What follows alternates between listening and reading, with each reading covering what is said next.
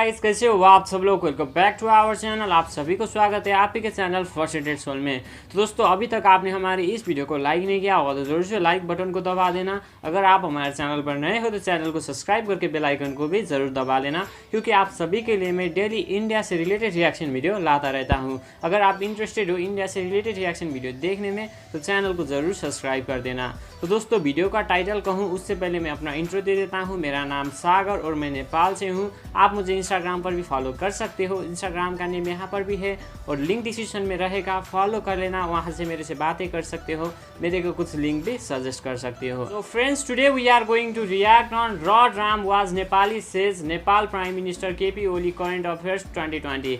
तो दोस्तों, ये बात जो है हमारे जो पीएम है नेपाल के केपी ओली जी, उन्होंने कहा है कि भगवान राम जी नेपाल में जन्मे हुए हैं। आखिर ये वीडियो में क्या है, ये स्टडी आईक्यू का वीडियो है, प्रशांत सर जी ने बनाया है। तो वीडियो देखेंगे और लास्ट में मैं एकदम हॉनेस्ट ओपिनियन दूंगा। मैं नेपाल का हूँ तो नेपाल का भी सपोर्ट नहीं लूँगा, ना ही तो मैं इंडिया का सपोर्ट लूँगा। मुझे जो लगेगा वो मैं आपको बताऊँगा और आप भी अपना ओपिनियन दे सकते हो कमेंट बॉक्स पर। तो चलिए दोस्तों, जल्दी से वीडियो की तरफ देखते हैं और वीडियो के बाद में अपना बातें करते रहेंगे। Hey guys, welcome to Study IQ. Now India की जो नेबरहुड फर्स्ट पॉलिसी है बहुत ही खराब तरीके से परफॉर्म कर रही है। नेपाल और इंडिया के रिलेशंस ऑलमोस्ट हर हफ्ते लगातार खराब हो रहे हैं। अब नेपाल के प्रधानमंत्री केपी ओली ने एक स्टेटमेंट दी है, बहुत ही मैं कहूँगा अजीब सी स्टेटमेंट है। ये कह रहे हैं कि लॉर्ड राम आज के समय जो मॉडर्न डे नेपाल की टेरिटरी है, उनकी ज़मीन है, वहाँ पर पैदा हुए थे। अब कई सदियों से अगर हम देखें, बहुत लंबे समय से एक्चुअली कई सदियों से भी ज़रा आप अगर देखें तो मान्यता रही है कि लॉर्ड राम का जन्म हुआ था मॉडर्न डे उत्तर प्रदेश में अयोध्या में। मगर केपी ओली कह रहे हैं कि नहीं, जो अयोध्या हम उत्तर प्रदेश में मानते हैं ये असली अयोध्या नहीं है, ये रामायण की अयोध्या नहीं है। जो रामायण की अयोध्या थी ये नेपाल में थी और सीता जी और लॉर्ड राम दोनों नेपाल के थे। और काफ़ी इन्होंने क्लेम्स किए हैं और ऑब्वियस ही बात है, जो ये क्लेम्स हैं इसका बस एक ही मकसद है कि किसी भी तरीके से इंडिया और नेपाल के रिलेशंस खराब हो और इंडिया इसके रिएक्शन में नेपाल के अगेंस्ट कोई ना कोई एक्शन ले। तो डिस्कस करते हैं नेपाल के पीएम ने कहा क्या है और इनकी जो स्टेटमेंट है उसका असल टारगेट क्या है। बहुत कुछ आपको जानने को मिलेगा। So a lot to know, a lot to discuss as always. But before we begin, Google Play Store पे जाओ एंड डाउनलोड करो स्टडी आईक्यू एजुकेशन ऐप को और यहाँ पे आप परचेज कर सकते हैं हमारा फ्लैगशिप यूपीएससी कोर्स, जिसके लिए ईएमआई ऑप्शन भी अवेलेबल है। अब नेपाल के प्रधानमंत्री का क्लेम क्या है, इन्होंने स्पेसिफिकली कहा क्या है, पहले ये जानते हैं और किस इवेंट में ये बोला है। नेपाल आज के समय सेलिब्रेट कर रहा है 206 birth anniversary of Bhanubhakta Acharya. Nepal के बहुत ही बड़े ये कवि थे, इन्होंने ट्रांसलेट करी थी वाल्मीकि रामायण नेपाली में। तो इनके लिए एक इवेंट हो रहा था और उस इवेंट पे नेपाल के प्रधानमंत्री ने ये कहा कि रामायण में जिस अयोध्या के बारे में हम पढ़ते हैं ये वो अयोध्या नहीं है जो उत्तर प्रदेश में है।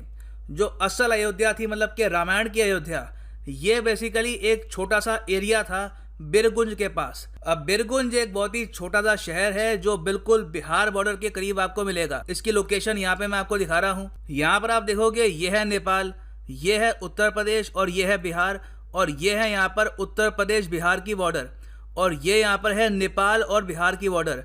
तो इसके बिल्कुल करीब एक छोटा सा शहर है जिसकी आबादी 1,30,000 के आसपास है।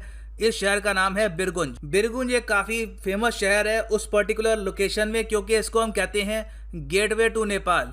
बहुत से इंडियंस जो इंडिया से नेपाल में जाते हैं ये बिरगुंज के थ्रू ही जाते हैं। तो केपी ओली ये कह रहे हैं कि जो असल अयोध्या थी, रामायण की अयोध्या, ये यहाँ पर इस लोकेशन में थी और लॉर्ड राम का जन्म हुआ था नेपाल में। और फिर ये आगे कहते हैं कि इंडियंस ने, मतलब कि हम सब लोगों ने बहुत ही क्लेवरली एक फेक अयोध्या क्रिएट कर दी उत्तर प्रदेश में। ये इनकी स्टेटमेंट है।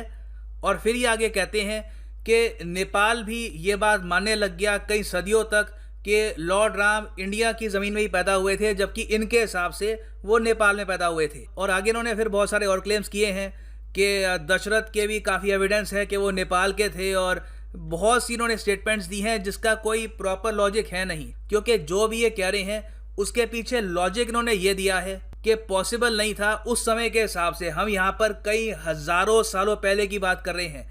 हिंदू रिलीजन के हिसाब से रामायण महाभारत के भी पहले हुई थी, तो हम यहाँ पर हज़ारों साल पहले की बात कर रहे हैं। तो इनके हिसाब से उस समय नेपाल का जो आज के समय मॉडर्न डे लैंड है और उत्तर प्रदेश, वहां पर कुछ कम्युनिकेशन था नहीं, तो लॉर्ड राम कैसे उत्तर प्रदेश से नेपाल जा सकते हैं सीता जी से शादी करने के लिए? क्योंकि आपको पता होगा कि नेपाल के लोग मानते हैं कि जनकपुर जो एक लोकेशन है नेपाल में, वहां पर सीता जी का जन्म हुआ था। तो नेपाल के पीएम ये कह रहे हैं कि जो मॉडर्न डे अयोध्या है और नेपाल में जो जनकपुर है, वहां पर कुछ कम्युनिकेशन था नहीं और ये इतना ट्रैवल कोई कैसे कर सकता था। तो उस लॉजिक के हिसाब से ये कह रहे हैं कि जो लॉर्ड राम थे ही वॉज नेपाली। अब मैं आपको ये बता दूं कि जनकपुर कहाँ पे है। जनकपुर भी बिल्कुल इंडियन बॉर्डर के यहाँ पर करीब है और ये रहा यहाँ पर उत्तर प्रदेश। तो केपी ओली जी का लॉजिक यहाँ पर ये है कि लॉर्ड राम यहाँ से यहाँ पर नहीं गए, मगर पूरी रामायण में हम सब लोग ये मानते हैं, हिंदू धर्म में वेरियस टेक्स्ट में लिखा जा चुका है कि लॉर्ड राम अयोध्या से सीधा श्रीलंका गए थे। तो ये अगेन काफ़ी अजीब सा लॉजिक है कि वो कह रहे हैं कि नेपाल और यहाँ पे कोई कम्युनिकेशन नहीं था, मगर लॉर्ड राम यहाँ से श्रीलंका जरूर चले गए थे। तो ऑब्वियसली केपी ओली जो भी कह रहे थे उसके पीछे कोई प्रॉपर रीजन, कोई हिस्टोरिकल एविडेंस, कोई फैक्ट है नहीं। इनकी जो मेन यहाँ पर इंटेंशन है वो ये है कि इंडियंस और नेपाल के जो लोग हैं उनके रिलेशंस खराब हों और इंडियन गवर्नमेंट कहीं ना कहीं अपना जो सब्र है वो खो दे और नेपाल के अगेंस्ट वो कुछ एक्शन ले, ताकि नेपाल चाइना के और जरा करीब हो पाए। और जो इनकी स्टेटमेंट्स हैं प्रिसाइसली प्रधानमंत्री मोदी जी का एक बहुत ही बड़ा जो एक एम्बिशियस प्रोजेक्ट है, इसको टारगेट करती है। 2018 में इंडिया के जो प्रधानमंत्री हैं ये गए थे जनकपुर में और इन्होंने वहां पर बस सर्विस शुरू करी थी बिटवीन इंडिया और नेपाल। और पीएम मोदी ने 100 करोड़ रुपए का पैकेज भी अनाउंस किया था जनकपुर की डेवलपमेंट के लिए और ये कहा था कि इंडियंस मानते हैं कि जनकपुर सीता जी के लिए बहुत ही इंपॉर्टेंट जगह थी और बहुत सारे रिलीजियस टूरिस्ट हैं जो इंडिया से नेपाल में आते हैं जनकपुर में जो बहुत सारे मंदिर हैं उनके दर्शन करने के लिए। तो इसलिए इस एरिया को हमने पार्ट बना दिया रामायण सर्किट का। रामायण सर्किट आपको पता होगा, ऑल ओवर इंडिया हमने 15 लोकेशंस मार्क करी हैं जो कहीं ना कहीं से रामायण से जुड़ी हुई है और वहाँ पर जो भी मंदिर हैं उनकी कनेक्टिविटी हम इम्प्रूव कर रहे हैं ताकि रिलीजियस टूरिज्म हमारे देश में बढ़े। तो केपी ओली की जो स्टेटमेंट है ये प्रिसाइसली ये जो रामायण सर्किट है इसको टारगेट करने के लिए बनी है कि उत्तर प्रदेश और नेपाल का कोई रिलेशन नहीं है और जो ये रामायण सर्किट है इसकी भी कोई सिग्निफिकेंस नहीं है क्योंकि इनके हिसाब से लॉर्ड राम नेपाल में पैदा हुए थे। तो जो भी इनकी स्टेटमेंट है ये काफ़ी हद तक प्रोवोकेटिव है। ये चाहते हैं कि इंडिया की तरफ से रिएक्शन आए। इंडिया ने अब तक जो नीति अपनाई है, जो मैं ऑब्जर्व कर पाया हूँ, वो ये है कि पेशेंटली बस वेट करो और केपी ओली की जो भी स्टेटमेंट आ रही है, अब तक उन्होंने बहुत सी स्टेटमेंट्स दी हैं अगेंस्ट इंडियंस, अगेंस्ट इंडिया, कि जो चाइना का वायरस है वो कम डेंजरस है, इंडियन कोरोना वायरस ज़्यादा खतरनाक है और इस सब के अलावा भी बहुत सी एंटी इंडिया स्टेटमेंट्स इनकी तरफ से आई है। तो इंडिया ने चूज़ किया है अभी तक कि इनको हम इग्नोर करेंगे और हम फोकस करेंगे पीपल टू पीपल रिलेशंस में, क्योंकि नेपाल और इंडिया कल्चर के हिसाब से जुड़े हैं, रिलीजियस बिलीव्स के हिसाब से जुड़े हैं। तो प्रधानमंत्री लीडर्स आते जाते रहेंगे मगर नेपाल और इंडिया के जो हिस्टोरिक रिलेशंस हैं दे विल सर्वाइव। तो इंडिया का भी फोकस यहाँ पर है।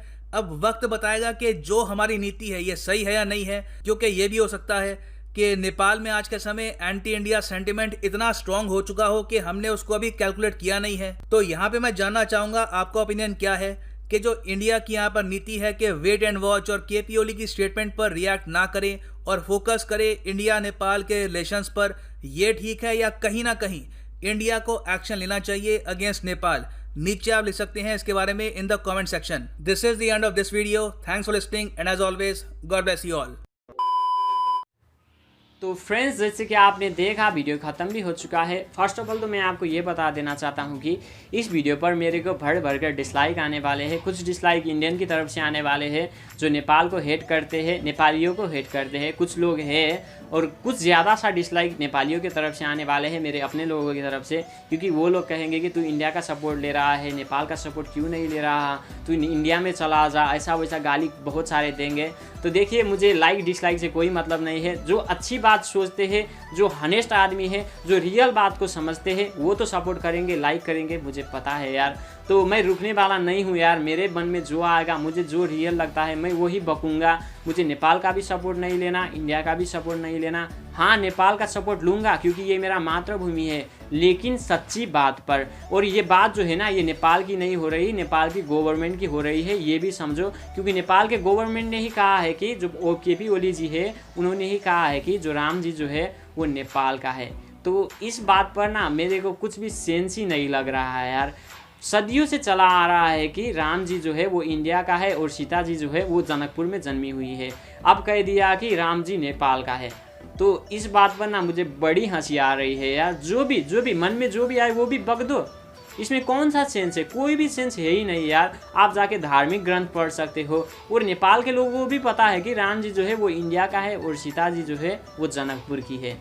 तो सब लोगों को पता होते होते भी केपी ओली जी जो है वो भ्रम फैला रहे हैं। और सुबह मैंने फेसबुक पर जब चेक करने गया तो वहाँ पर बहुत सारे मैसेजेस थे, बहुत सारे जो न्यूज़ थे। वहाँ पर क्या लिखा था कि कुछ लोग ऐसे भी थे जो केपी ओली जी को सपोर्ट कर रहे थे, जो इंडिया को हेट कर रहे थे, और बहुत सारे लोग ऐसे भी थे जो कह रहे थे कि केपी ओली जी बूढ़ा हो गया है, वो अपना कुर्सी बचाने के लिए ऐसे स्टेटमेंट दे रहा है, इंडिया और नेपाल के बीच में झगड़ा फैलाने के लिए ऐसा स्टेटमेंट दे रहा है।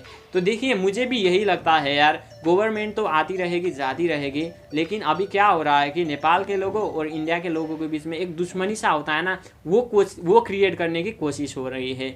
तो ये आप लोगों को समझना चाहिए कि ये सिचुएशन कैसा है, ये कौन कर रहा है, और आपको ये निर्णय लेना होगा कि हमको क्या करना चाहिए। हमें नेपालियों को हेट करना चाहिए या अच्छी बातें करना चाहिए जिससे दोनों कंट्री के बीच में रिलेशन अच्छा बना रहे, गवर्नमेंट कुछ भी करे। तो देखिए मैं तो यही कहना चाहता हूँ कि लॉर्ड राम जी जो है वो इंडिया के हैं और लॉर्ड सीता जी जो है वो नेपाल के जनकपुर की है। तो आप सभी को ये पता होगा और हमारे पुस्ताओं को ये पता है यार, बचपन से लेकर आज तक यही सुनते आए हैं कि लॉर्ड सीता जी का जन्म जो है वो जनकपुर में है और राम जी जो है वो इंडिया का है। और इसीलिए इंडिया और नेपाल का रिलेशन जो है ना वो बहुत ही स्ट्रॉन्ग है राम जी और सीता के हिसाब से भी।